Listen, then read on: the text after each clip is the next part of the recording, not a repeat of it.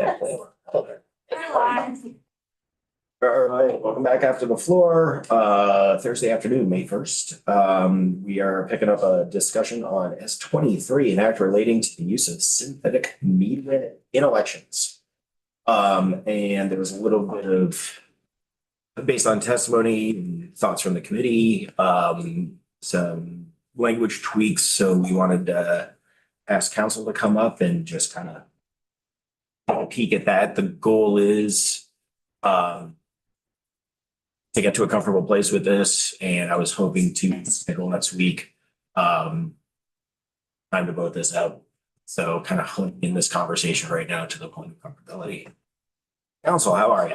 Doing well. Thank you very much for having me in, committee members. For the record, my name is Tim Devlin, Legislative Counsel, and I am covering for my colleague, Attorney Rick Sagel, today. And if I don't appreciate any of the historical questions, I beg your forgiveness, and I can relay anything to Rick as appropriate. But I'm happy to walk through these 5 different instances of amendment.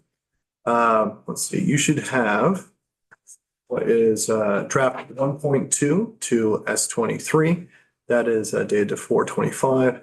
And let's see, it's a committee amendment. And the first instance of amendment, and perhaps it'd be best for committee members to have both the amendment and the underlying bill as passed by the Senate. It's because this is not a strike-all amendment.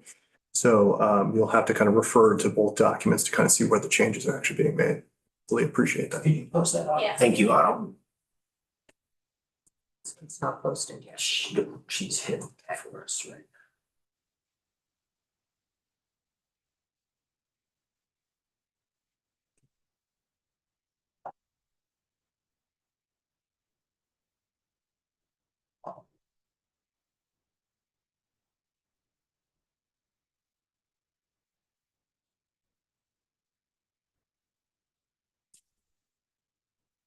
It's been posted, it'll just be a couple of minutes while things.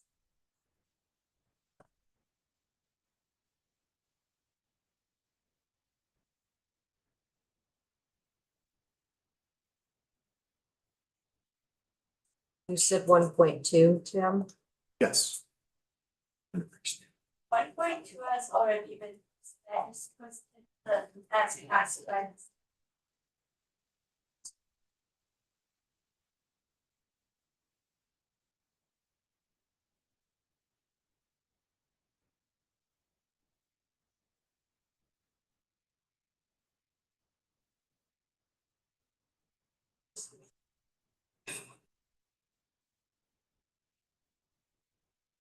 Okay, it's there if you just give it a. I got it.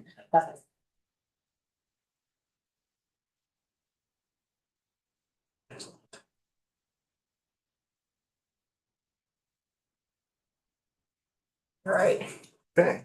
So if the committee will look at the as passed by Senate version on page 2, the first change is to the to be created section 2032. And this is in, let's see, A1. So really it's right after disclosure, that next paragraph there on line 11. So let's see here. We'll just kind of read one to kind of set the table here. And again, this is where what is required for disclosure by creating an instance of synthetic media. For deceptive and fraudulent synthetic media consisting of images and video recordings, the text of the disclosure shall appear in a size that is easily readable by the average viewer and not smaller than the largest font size of the other text appearing in the visual media. Here, we have that last clause being stricken out. So the part that says, and not smaller than the largest font size of the other text appearing in the visual media, that will be removed. The second instance of amendment, let's see, so also in A1, and so we have the following sentence reading, if the image or video recording does not include any other text, disclosure shall appear in a size that is easily readable by the average viewer. That is being stricken out as well, its entirety. Really, 1 and 2 are to be read together. So essentially, if there's no smaller font there, then the second sentence is rather moot. Third instance of amendment. And now we'll go down to B1A, and that can be found on page 3. 1A begins on line 7. And here we are in the exceptions provision for that disclosure. Exceptions to the disclosure provisions above do now apply to, and then we have 1A. Currently reads, a radio or television broadcasting station, including a cable or satellite television operator, programmer, or producer, or to a website streaming platform or mobile application. This will insert commentary of general interest following news documentary, so it will now read, sorry, B1A.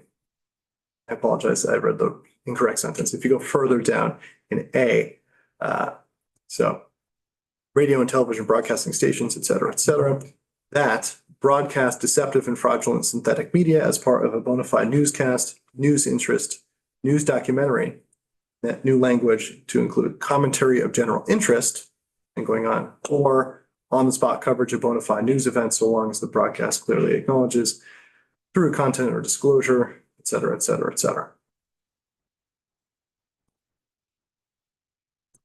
The fourth instance of amendment is slightly further down in B3. This can be found on top of page 4, line 1. And again, these are just a list of exceptions. The third one reading, a person that produces deceptive and fraudulent synthetic media constituting satire or parody, and following that produces, will insert the words or distributes, so that as modified, it would read, person that produces or distributes deceptive or fraudulent synthetic media constituting satire or parody. So adding the distribution quality to people who either produce or disseminate, essentially. Satire, parody, that is. The fifth instance of amendment is all the way at the bottom of the bill on page 5 in section 2. Let's see, this is creating that subchapter 5 for enforcement and additional remedies. It was called, let's see, this is the to be created section 17 VSA 2041, to be titled injunctions. This would retitle that as enforcement. And that is more descriptively accurate, as injunctions are only one of the enforcement mechanisms that are offered in this bill.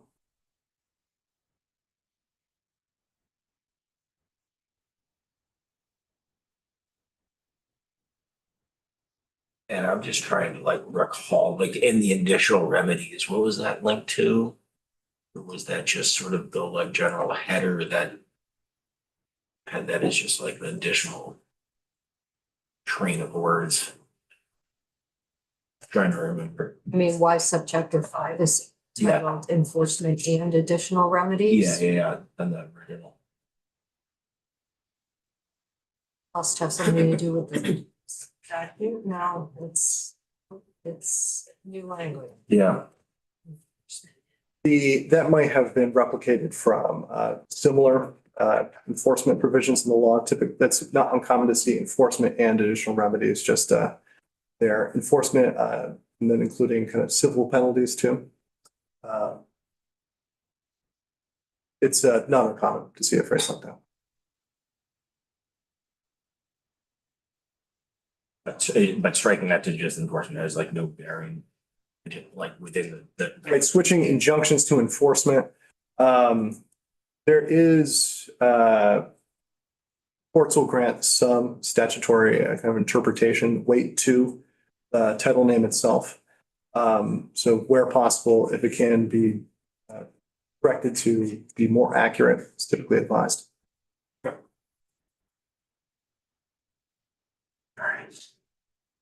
Scanning through this.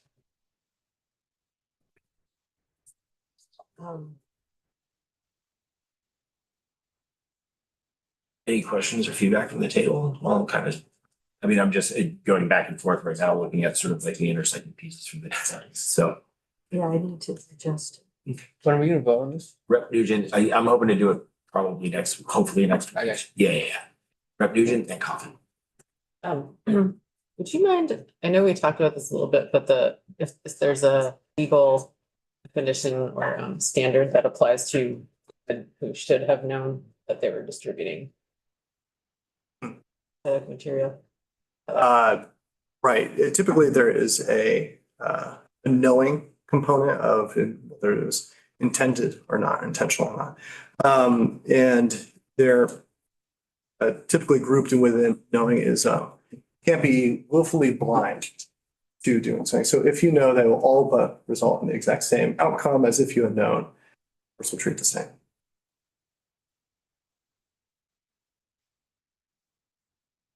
Rep Coffin, did you have? I just wanted to go over the first issue of amendment again. Yes. This is, let's see.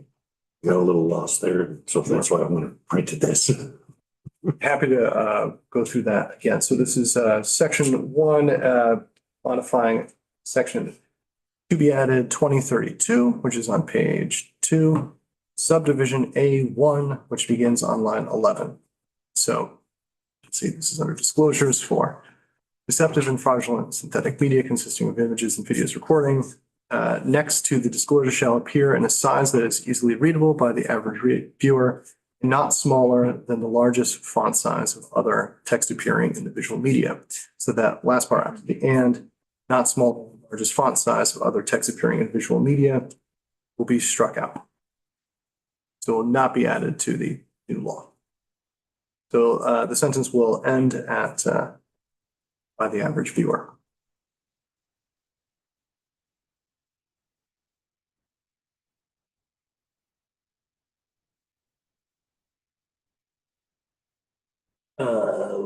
Anything anyone else for Tim while we got him here and reviewing on this? Rep Hagan? This is a really, I feel like a really dumb question, but I'm going back to Rep Nugent. And her question about knowing. So why would someone disclose if they know that they're using deceptive and fraudulent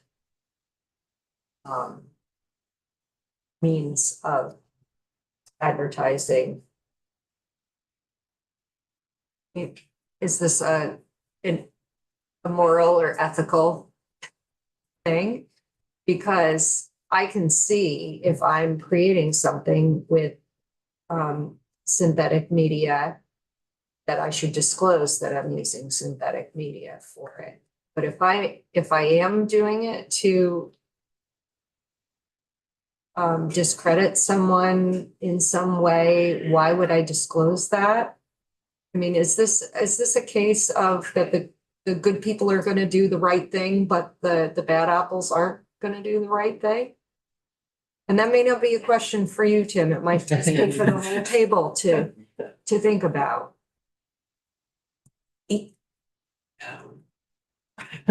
So we make laws against murdering people. I know they're not the same. Right? I'm just. I think my head is where you are going, if you're using an escalated. Yes, of course, always, as always. I'm Go using an Please escalated. proceed. So, we make laws against murdering people. And there are still people who do that anyway, because they are people who do not obey the laws or for whatever reason, right? I think here, the inspiration is to allow people, maybe if we reframe it in a positive way, to say, when I do a campaign ad, let's say, or I have a poster or a mailer, I have to disclose who I am and who paid for it, right? And I see it as kind of similar to that, just to hold the person accountable when they're doing this thing.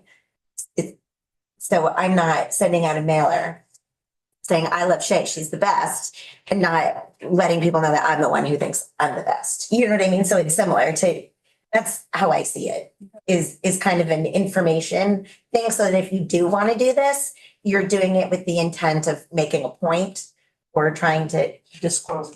yeah. And then, if people don't do that, then they're just lawbreakers and then there are ways to deal with them. So maybe I'm missing, so I get all that. Maybe Yeah. I'm missing something about the enforcement piece. How is somebody really gonna figure this out and prosecute someone for doing this? Would it be the attorney general? I mean, are they gonna, I know it's the attorney general, but how are they going to know who did it, where it came from, where the synthetic media came from that's being distributed? I mean, it could be that someone's distributing it, but they did not create that, and they may be just, in this case, maybe they're distributing it unknowingly that it was created synthetically. So that's another rabbit hole. No, yeah, and I would say, it's like Sandy, so I would say something like that, like if you are involved in a situation where you are sometimes unwittingly being the vehicle for an unlawful activity that is a law, you are helping essentially like aid in the execution of an unlawful act. And very often, the defense of being oblivious to the law is not a defense. Right. So I guess that's kind of where my head is at. I guess maybe I'm not really clear either, because if I received something that looked really plausible to me and I say reposted it and it was somehow later challenged, but I did not know that it was fraudulent synthetic media. How do you prove that or disprove it? Okay. Yeah, big question for the attorney general's office. Yeah, I mean, maybe once we decided what we're doing with this, one of my thoughts was in the next week, we are gonna need to have some of the primarily impacted agencies like the attorney general's office, we bring them back to take a look at the new language so we can have those conversations. Yep. I'm just trying to help explain that when we first started talking about this, representative waited. Representative birthday. Remember she showed us those things that were posted on Facebook and one had a disclosure that it was used by a and then others didn't, so that's where, so if you reposted that, it would come from the original. Somebody else. This is something I was questioning, what if there is no disclaimer? And I reposted something that I thought looked plausible, looked realistic. Yeah, it says that the person knows or should have known is deceptive. Knowing that if you didn't know, then you can't. get public Yeah, how do you prove that? And I think that's the And how is- prosecutorial Yes, right. aspect with the Right. enforcement, right? I didn't know. Yeah, and it's sort I of. wouldn't know. Just Right, saying. that's exactly my point. A1 or AI. So here I am like reverting back to like my restaurant brain. Like, if you are serving alcohol to someone who you didn't card, who you presumed would be age, you are actually engaging in the act, which is illegal and like you should have known, and like et cetera, et cetera. So it's kind of the same but different. I mean, I'm just kind of grabbing at an analogy there. Yeah, that example and the murder example are really tangible. There's a thing that happened that you can prove. happened. Right. But this is like all in the ether. Yeah. Like you can't prove who wrote what, who drew what, how it even got posted sometimes. But I mean, that's the world we live in. That's Mhm. why like bringing it to the military, like you look at what Space Force does, it's not exactly launching things into space all the time. They're working on cybersecurity and they're working on things like this because the risk of intellectual property being stolen is a real thing that we're grappling with in America today. So I'm hopeful that as things evolve, so will the court's ability to be able to prosecute and find that people have or have not done something, but it is the world we live in today.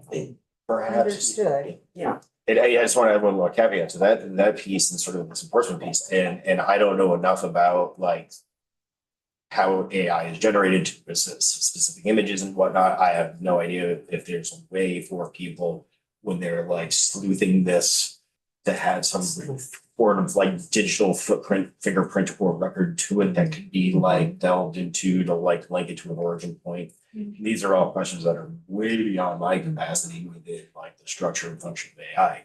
But I think that's a solid series of questions for the Attorney General's office. I'd love to hear that. For you, thank you. I get the feeling that only computer generated software will be able to govern the difference. Especially with time. It'll be very, very hard for us to differentiate. So someone will have to figure out a program. There's gonna be AI that tells us what's AI. Well, I said that before, we were kind of like discussing it, right? It's like the AI is making AI smarter right now. It's enhancing itself. Oh. Rep Pistol. Well, it's every day, I mean, you get these emails and you don't know if you should be opening them, or not opening them, and I asked, Representative Boyd last week, I'm like, I got this one. She was like, no, don't open it, don't touch it. Yeah. Don't click the link, don't click the link. Yeah. Oh, the New York highway, the The tolls. the toll thing, and I do have one of those, I do travel that way, and. Those are all rolling. Yeah, I mean, you don't, but somebody would know.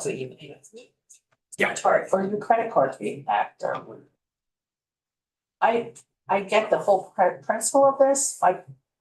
The thing that I don't understand is how you. Prosecute. And how do you report, and who's policing it to see what's happening? Yeah, and Rep Boyden's hand up for, no, you're good? Okay. Rep Hango. I think we need to ask the AG about reporting, enforcing, prosecuting. And if we could specifically ask them to speak to those. Okay. No, I'm all for it. Yeah. We certainly have the capacity in our agenda next week. Rep Pinto just said exactly what I was gonna say. So I guess my next question is, do we want to have this language inserted into the bill? So we're working off clean copy for them to look at instead of cross-referencing? Okay. Rep Stone? And we're not the first state to be tackling this issue, so maybe it would be helpful to reach out to NCSL because there are other states who have passed or are in the process of passing legislation on this very issue. I think it would be helpful to also reach out to them since we haven't passed the legislation and Charity Clark has not yet prosecuted a case on this. Well, if she has, I don't know, but I think that would also be helpful to reach out to CSG or NCSL. Because 17 states have enacted legislation. So we're not the first. Yeah, no, and it's all like a mixed bag of like what they're doing too. I don't think there's just like much, We're doing that, we haven't done anything, is my point. So it's better to reach out to somebody who's done something rather than trying to figure out. no, I'm agreeing with you. What I'm saying though is it's also sort of a spray shot of what they've done for criteria and enforcement. Rep Boyd? We did have NCSL in, and if I'm remembering their testimony correctly, I think they mentioned that our language within the bill matches the language that other states have passed into law. Autumn was trying to say something. Oh, I was just about gonna that. say that that we did. Yes, we did. But we may need, then again, if we have different questions about prosecution, because I do not remember that being raised. And there have, I think, New York, Illinois, Texas, all these states that we look to and ask specifically about how they enforce and prosecute. If that's the questions we have, those questions we have. Sounds good to me. Sandy, did you? Yeah, I'm just reading my notes from before. We did have 2 representatives from NCSL. It was the first time that one died been in. Oh, that's right. 23 states have active deepfake laws on the scope of the deepfakes. And then we also heard from Falco, who had major concerns with the way we had the bill written at this point. It's a freedom of speech. Rep Hango? Dan Hoover. If I recall, after that, there was another conversation that happened with Mr. Schilling. Is that correct, Rep. Boyding? Or no, because I remember you asking to reach out to him. Did you ever hear back from? I reached out to him asking if he, because he had concerns with the bill and freedom of speech. If he had concrete recommendations on how we could bill in order to complement his concerns, and he had no Okay, recommendations. thanks. And I didn't mean to put you on the spot, but I do recall him saying he's not an expert on AI, and this was not in his real wheelhouse. Yeah.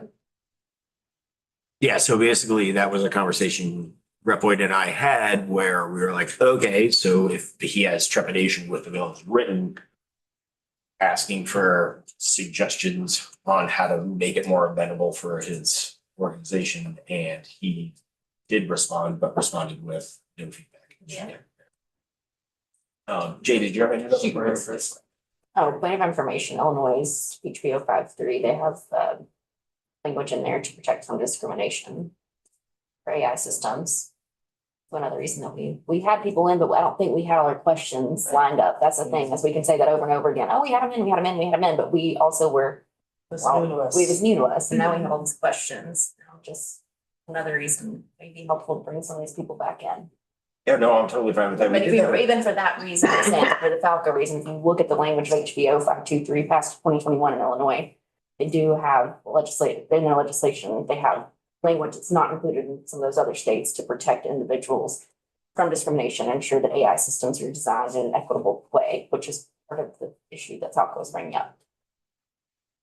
No, and I'm totally cool with that. I mean, we were doing that on another bill recently where like we had built up a series of questions throughout the like process of like working on the bill to follow up with more intelligent conversations as a result of the work we did. So yes to that.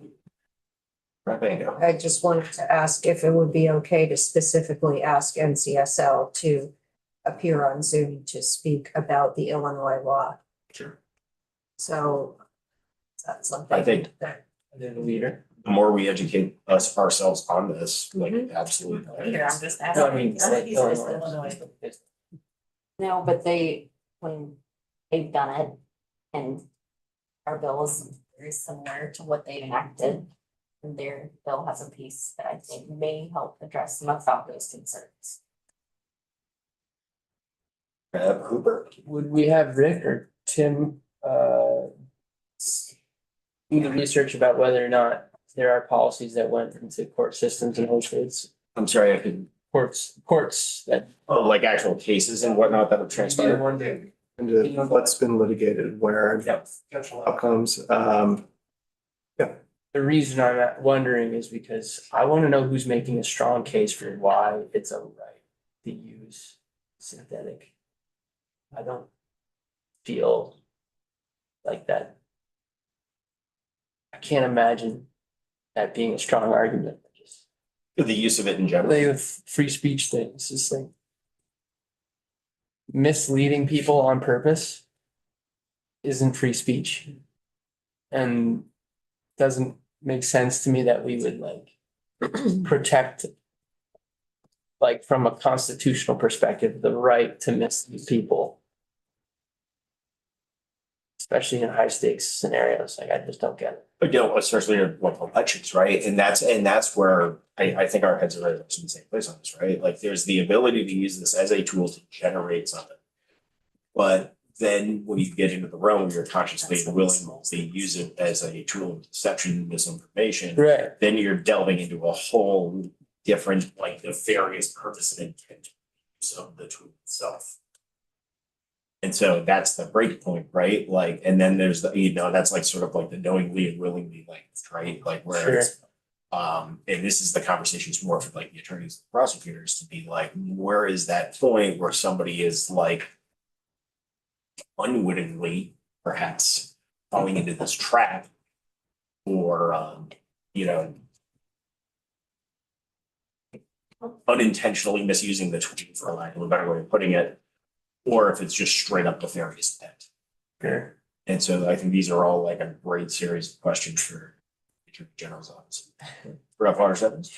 I think we should also have somebody, like an expert, whoever that may be, talk to us about where that line is between satire, just like a First Amendment. In parody, right? Yeah, like satire and parody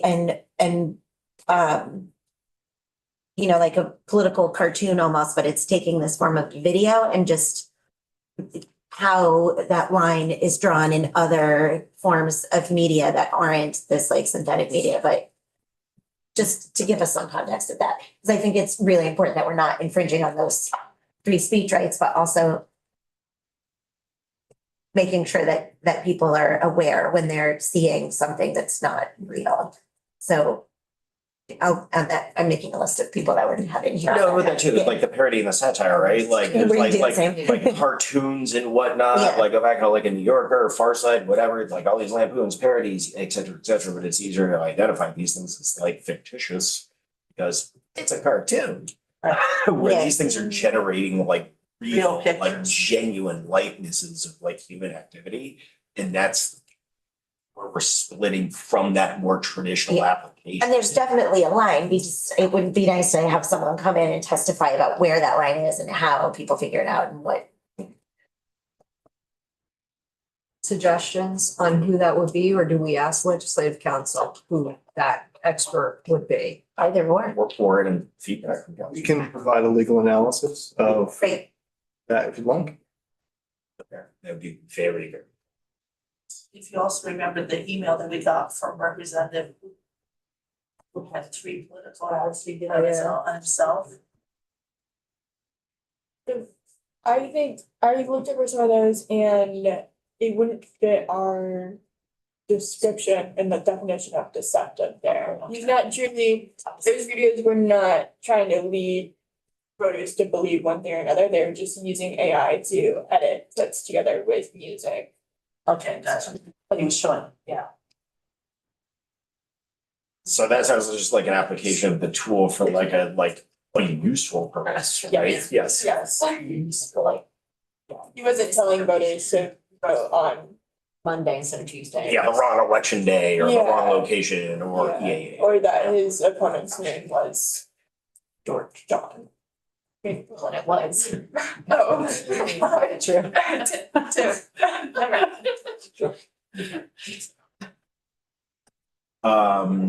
So I guess where I feel like we're heading towards right now is to make that a clean amendment. For us to review as one document. Council will provide a legal analysis on a couple of those pieces that we just cited. Mhm. And then we will schedule time next week and we've got a list of the NCSL and the Attorney General's office and a couple of other individuals. Perhaps we actually go back and look at the witness list of the people we've brought in so far as a reference point while we build this testimony staff for next week. But that's, am I hitting all the marks right now, roughly?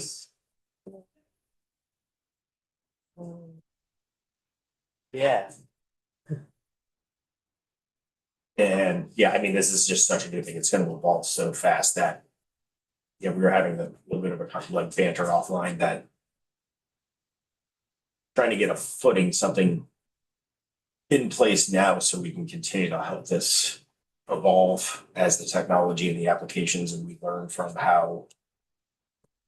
This law theoretically would be applied into the real world. To keep. Adjusting over time because this is not going away. This is all. I wonder if there's some people at Norwich University who we should.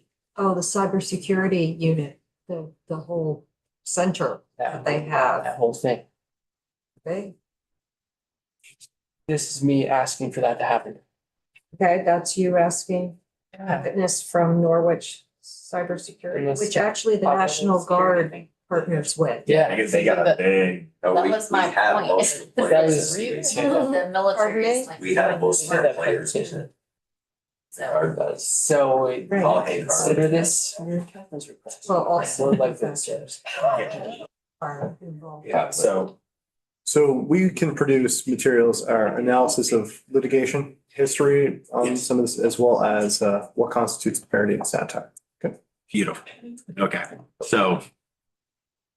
add the proposed language, those pieces. When you say add the proposed language, like it reformatted as a strike all, or, because right now that's, that would suffice procedurally, as it is written, so. Strike all. Yes. Barring any. Yep.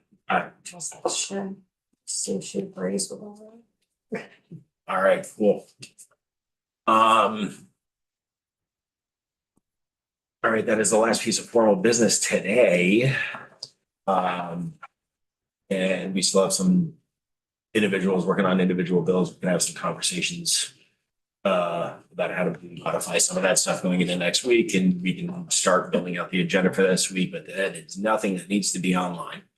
So any other questions for council? Any other commentary from the table on S23?